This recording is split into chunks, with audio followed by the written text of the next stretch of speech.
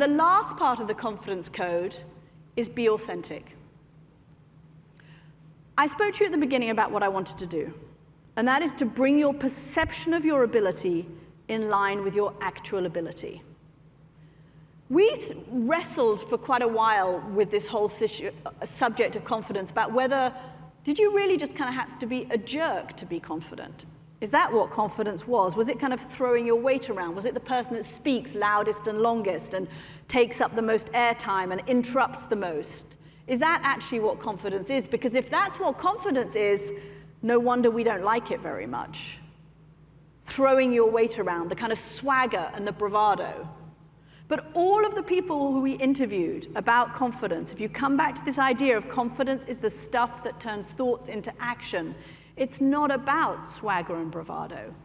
It's about being honest and real about your abilities.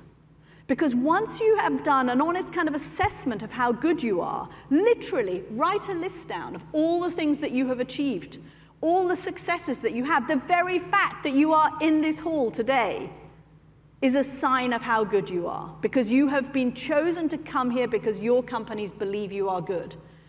They're not paying you by some kind of grace and favor fund. They're not charities. As far as I know, they're not putting money in your bank account every month because they kind of feel they want to be nice about it. They're doing it because they think you're good and they deserve to hear your views and your opinions in return.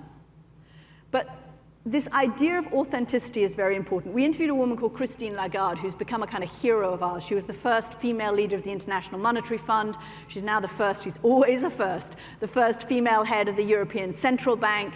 And she said to us, authenticity is the most important thing because people can smell, you know, somebody who's being inauthentic, and it's very hard to be confident if you're putting on somebody else's suit of armor. We are not asking you to behave like men or to behave in a way that is not natural to you. We are just asking you to believe how good you are, to really believe it, not in a fake way, but to bring that perception of your ability in line with your actual ability. Because it's authenticity, it is your authenticity that is so valuable.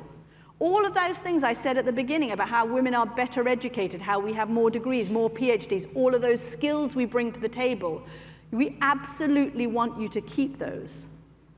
Those are critical to your success.